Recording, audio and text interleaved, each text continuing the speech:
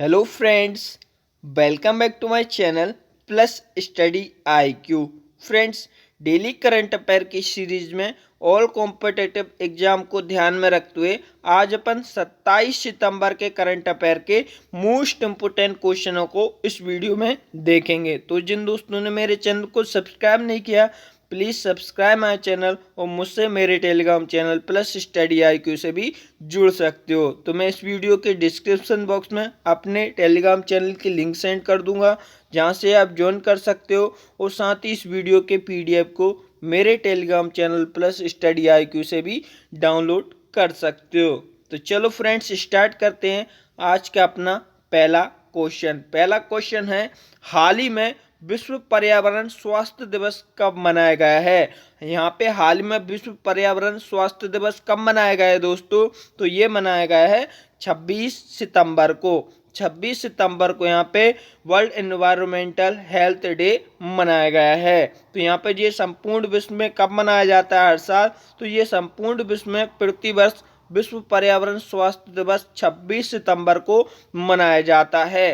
तो यह दिन क्यों मनाया जाता है, तो यह दिन संपूर्ण विश्व में जो पर्यावरणीय स्वास्थ्य के महत्वपूर्ण कार्यों पर प्रकाश डालने के लिए मनाया जाता है। तो इसका विश्व पर्यावरण स्वास्थ्य दिवस 2020 के लिए इसका विषय क्या है, तो इसका विषय है एनवायरमेंटल हेल्थ की पब्लिक हेल्थ इंटरवेंशन इन डिसीज पेंडेमिक प्रिवेंशन, इसका 2020 के लिए विषय है। और जो international federation of environmental health की स्थापना कब हुई थी दोस्तों, तो 1986 में इसकी स्थापना की गई थी और यह लंदन इंग्लैंड में स्थित है। जो इंग्लैंड के क्या दोस्तों, लंदन में ये इसका मुख्यालय स्थित है।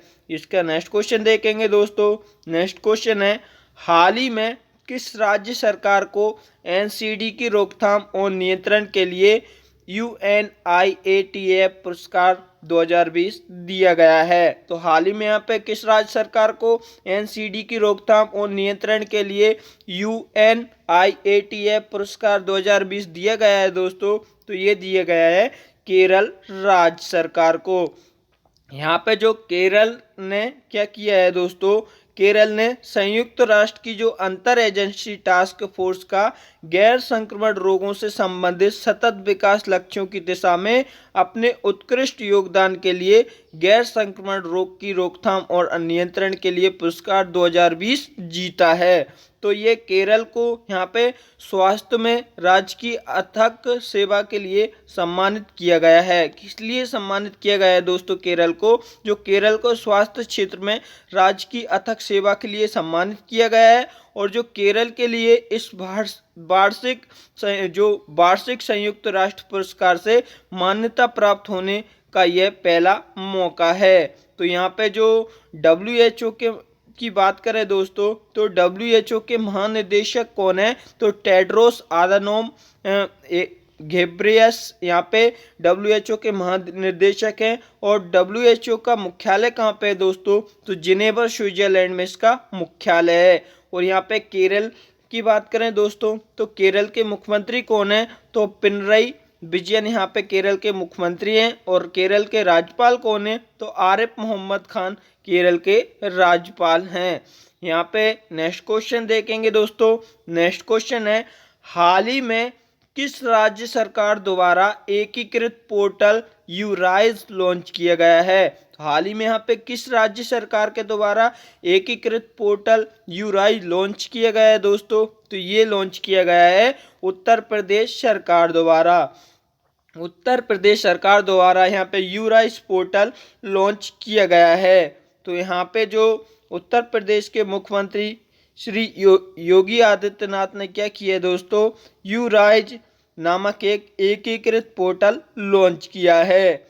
यहाँ पे जो उत्तर प्रदेश राष्ट्रीय शिक्षा नीति 2020 के लिए कार्यान्वित वाला पहला राज्य के साथ इस तरह के एकीकृत पोर्टल लॉन्च करने वाला ये पहला राज्य है। क्या है दोस्तों, जो राष्ट्रीय शिक्षा नीति 2020 के लिए कार्यान्वित वाला पहला राज्य बन गया है? कौन सा? उत्तर प्रदेश दोस्तों, जिन्होंने एक ऐसा पोर्टल लॉन्च किया है। तो ये उत्तर प्रदेश की बात करें दोस्तों यहाँ पे, तो उत्तर प्रदेश के मुख्यमंत्री कौन है? तो योगी आदित्यनाथ यहाँ पे उत्तर प्रदेश के मुख्यमंत्री हैं। और राज्यपाल कौन है? तो आनंदीबेन पटेल यहाँ पे उत्तर प्रदेश की राज्यपाल हैं। नेक्स्ट क्वेश्चन देखेंगे दोस्तों। नेक्स्ट क्वेश्चन है, हाल ही में शेखर बसु का निधन हो गया है, वे कौन थे? तो हाल ही में जो शेखर बसु का निधन हो गया है, वे कौन थे दोस्तों? तो वे थे एक परमाणु वैज्ञानिक यहाँ पे शेखर बसु का हाल ही में निधन हो गया है। तो जो भावी परमाणु वैज्ञानिक और परमाणु ऊर्जा आयोग के पूर्व अध्यक्ष शेखर बसु का यहाँ पे कोविड-19 के कारण निधन हो गया है दोस्तों। तो उन्होंने भारत सरकार जो परमाणु ऊर्जा विभाग के सचिव और जो भाभा परमाणु अनुसंधान केंद्र यानी बार्क के निर्देशक के रूप में कार्य किया था। और उनका ये जन्म कब हुआ था दोस्तों? तो 20 सितंबर 1952 में उनका जन्म मुजफ्फरपुर बिहार में हुआ था। और उन्होंने पद्मश्री 2014 भी प्राप्त किया था। तो जो पद्मश्री अवार्ड के 2014 में उन्होंने प्राप्त भी किया था। यहाँ पे नेक्स्ट क्वेश्चन देखेंगे दोस्तों। नेक्स्ट क्वेश्चन है, हाल ही में किस बैंक द्वारा साइबर सुरक्षा के लिए प्रौद्योगिकी विजन प्रकाशित किया गया है? तो हाल ही में किस बैंक के द्वारा साइबर सुरक्षा के लिए प्रौद्योगिकी विजन प्रकाशित किया गया है दोस्तों? तो ये प्रकाशित किया गया है आरबीआई द्वारा। यहाँ पे भारतीय रिजर्व बैंक के द्वारा क्या दोस्तों? साइबर सुरक्षा के लिए प्रौद्योगिकी विजन प्रकाशित किया गया है।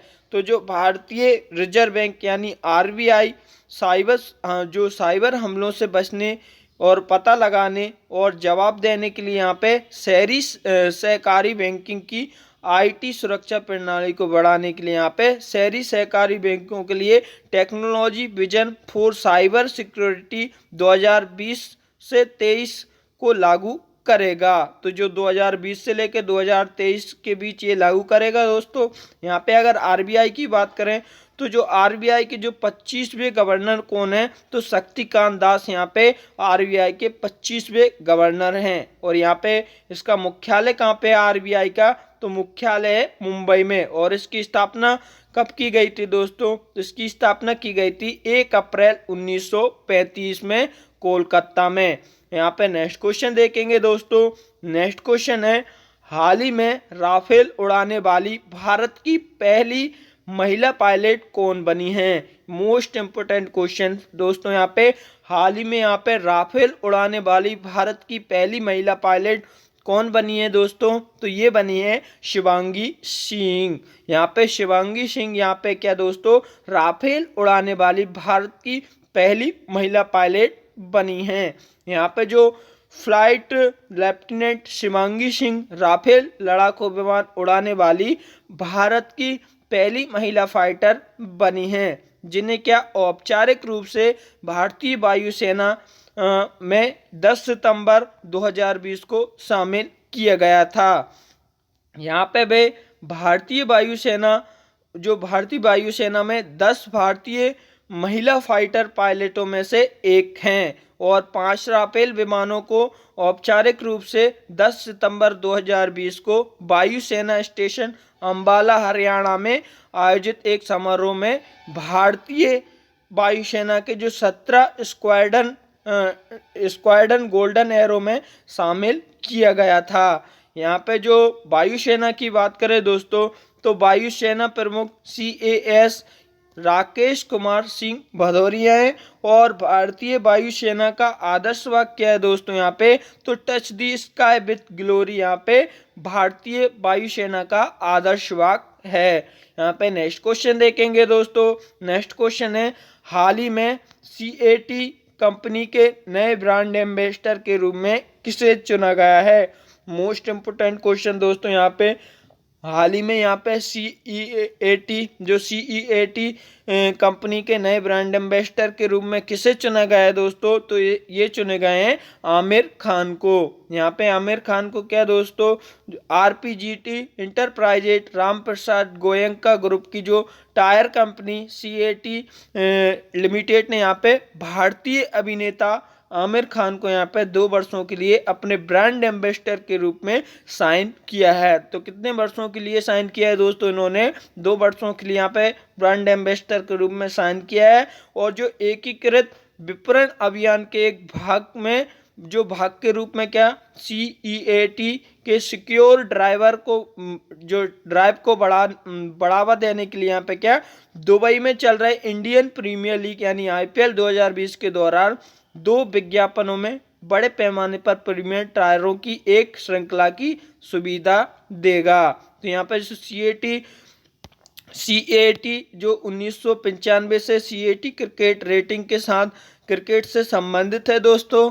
और यहाँ पे जो नेक्स्ट क्वेश्चन देखेंगे दोस्तों, यहाँ पे नेक्स्ट क्वेश्चन है, हाल ही में जारी वैश्विक जोखिम रिपोर्ट 2020 में भारत को कौन सा स्थान प्राप्त हुआ है? तो हाल ही में यहाँ पे जारी वैश्विक जोखिम रिपोर्ट 2020 में भारत को कौन सा स्थान प्राप्त हुआ है दोस्तों? तो ये हुआ है 89। तो जहाँ पे 89 जो वैश्विक जोखिम सूचकांक में भारत को स्थान प्राप्त हुआ है। तो यहाँ पर जो वैश्विक जोखिम सूचकांक यानी WRI 2020 के अनुसार 181 देशों के बीच भारत को कौन से स्थान पर रखा गया है? तो 89वें स्थान पर रखा गया है।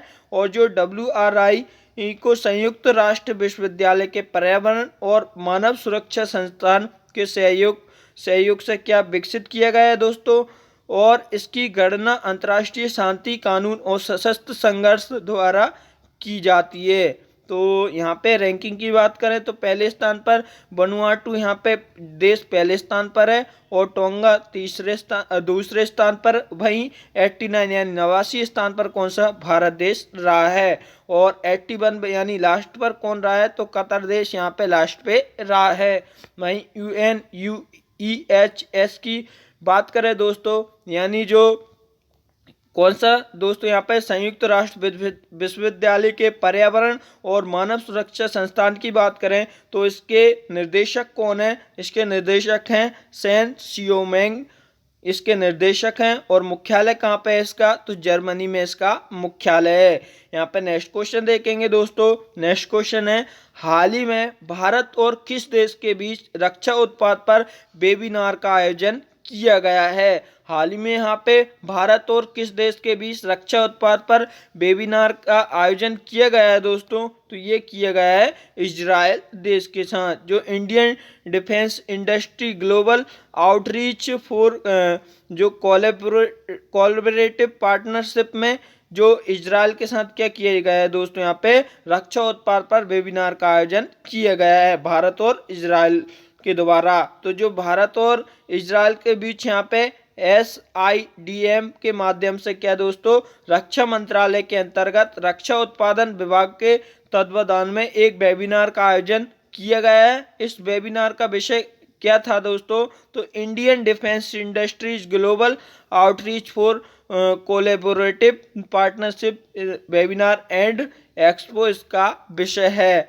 और यहाँ पे जो वेबिनार में जो भारत और इजराइल के बीच रक्षा औद्योगिक सहयोग पर एक उप कार्यक्रम के गठन की घोषणा भी की गई है। और जिसका मुख्य का उद्देश्य क्या है दोस्तों? तो इसका मुख्य उद्देश्य प्रौद्योगिकी हस्तांतरण, सह विकास एवं सह उत्पादन, कृत्रिम बुद्धिमत्ता, नवाचार और मित्र देशों को संयुक्त रूप से निर्यात करना इसका मुख्य उद्देश्य है। यहाँ पर नेक्स्ट क्वेश्चन देखेंगे दोस्तों। नेक्स्ट क्वेश्चन है, हाल ही में अंतर्राष्ट्रीय परमाणु हथियारों का पूर्ण उन्मूलन दिवस कब मनाया गया है? यहाँ पे जो हाल ही में अंतर्राष्ट्रीय परमाणु हथियारों का पूर्ण उन्मूलन दिवस कब मनाया गया है दोस्तों? तो ये मनाया गया है 26 सितंबर को। यहाँ पे 26 सितंबर को जो अंतर्राष्ट्रीय परमाणु हथियारों का पूर्ण उन्मूलन दिवस मनाया गया है।